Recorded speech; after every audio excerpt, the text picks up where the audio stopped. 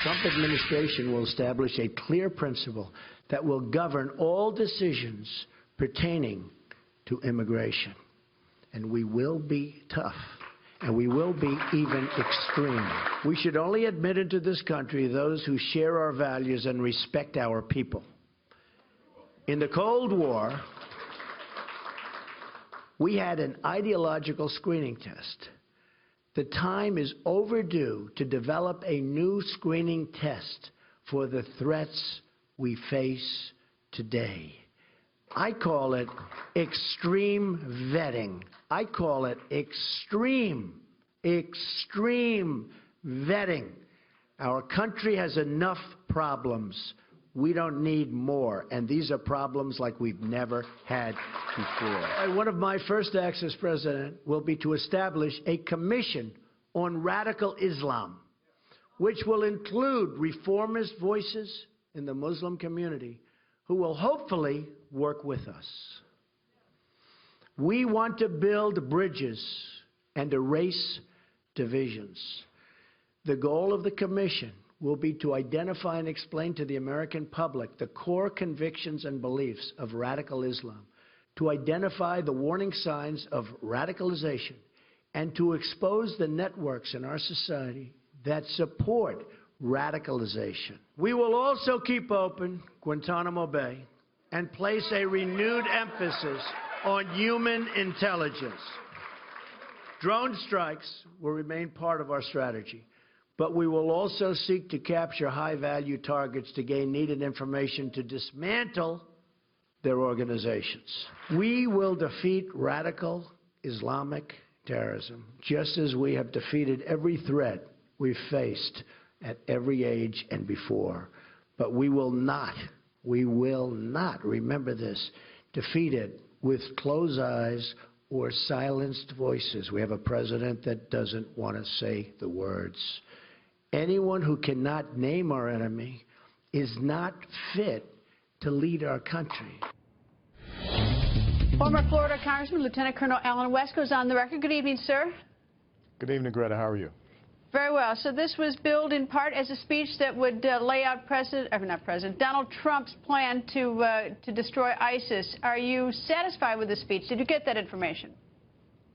Well, I think that one of the most important things you have to do is not have such a narrow focus. I think you have to look at this globally. What I would have recommended to Mr. Trump is that you sit down and look at what we call the geographic areas of responsibility. European Command, Pacific Command, Central Command, Africa Command, Southern Command, and then here in the continental United States of America. And what you want to do is apply what we call the 4 elements of national power, which is called the DIME theory: diplomatic, informational, military, and economic, to define the enemy in those respective geographical regions and talk about your strategy to defeat the enemies in those regions.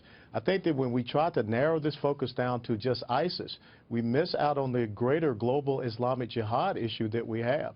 And I think that that's where Donald Trump could have done a little bit better. I think that this whole thing about a commission on Islam, you have a National Security Council. That's the job of the President, the Secretary of State, the Secretary of Defense, and the National Security Advisor. So we don't really need to have another commission. All right, so you don't like the commission. You wanted more details on his speech. So are you telling me that you were not satisfied with it, or did you get some information? As you listened to it today, do you have a greater sense of what he's going to do about ISIS if he's elected president? Well, I think you have to be very fair and understand you're talking to someone that spent 22 years active duty military service, and even after that 2.5 years in Afghanistan training at their forces, and I also spent a couple of years on the House Armed Services Committee. So I'm kind of privy to a little bit more of a strategic military decision-making process. And what I would recommend for Mr. Trump is to sit down with Major General Bob Scales, who used to be the Commandant of the National War College, and really understand strategic level decision-making, especially when, as I said, you relate that DIME theory, those elements of national power. Well, I assume that he's got some military advisor. I think General Flynn is advising him. So, I mean, I assume that he has some military people advising him. Would you have wanted them to supply him with more details to lay out how he's going to destroy ISIS? Well, I think that if you sit down with someone like a General Scales who has been part of the academic environment that can talk about strategic imperatives, you know, for instance, I would say there are 4 critical strategic imperatives to defeat the global Islamic Jihad. It has to be denying them sanctuary. You have to cut off their flow of men, material, and resource support. You have to also win that information operations war and delegitimizing their ideology, and you have to cordon them off and not allow them to metastasize and spread across, you know, many different nations. He did talk about the 18 nations where ISIS has a presence, but you have to talk about this greater movement. Now, General Flynn is without a doubt one of the foremost military experts in intelligence gathering and processes and procedures, and I think he is a very helpful asset to have. But I think that General Scales could really help him in fine-tuning his strategic vision when it comes to national security. And I didn't mean by suggesting General Flynn to take anything from General Scales. In fact, I'll tell you, I'll give you a little tip. He has a new book coming out next month. I just saw an advanced copy. Anyway, that's my tip. Anyway, Colonel West, thank you for joining us. Thank you for having me, Greta. In today's speech, Donald Trump talked ISIS. Overseas, ISIS has carried out an absolute atrocity, and one after another. Children slaughtered, girls sold into slavery, men and women burned alive, crucifixions, beheadings, and drownings, ethnic minorities targeted for mass execution, holy sites desecrated, Christians driven from their homes and hunted for extermination. ISIS rounding up what it calls Nation of the Cross, Nation of the Cross, in a campaign of absolute and total genocide. We cannot let this evil continue. The rise of ISIS is the direct result of policy decisions made by President Obama and Secretary of State Clinton. Former Navy SEAL Leif Babin goes on the record. Good evening, sir. Good evening, Greta. Good to be with you. Nice to have you. So, listening to Donald Trump's speech today about ISIS and foreign policy, were you satisfied with that he laid out information that tells you what he would do if he's president?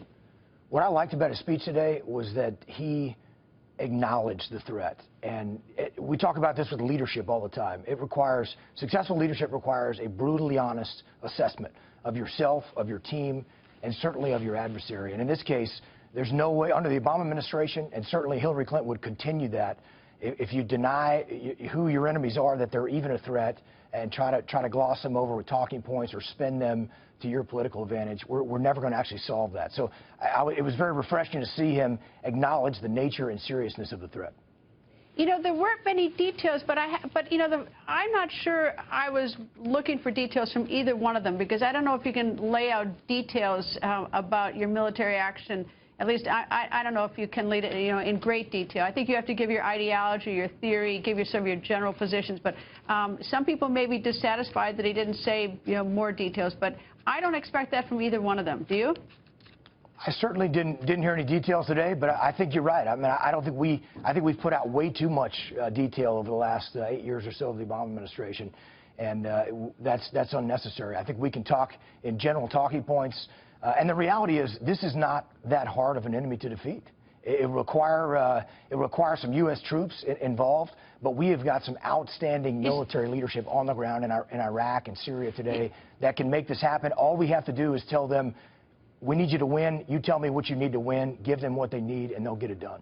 Well, is it not more complicated? Because at first, when it was just in Syria, it was a different target. As it sort of metastasized around the world into all these sort of cells, hasn't it become a little different enemy or a different strategy to try to kill them? Because it has metastasized. It certainly has metastasized, Greta, but that's only because we've allowed it to do so. And had we taken the necessary steps to destroy ISIS 2 years ago, we could have absolutely done that. I mean, when they called themselves al-Qaeda in Iraq, just as Trump said today, they were on the verge of defeat. And we can very easily do that. We just have to give our military folks the power to do so. Leif, thank you.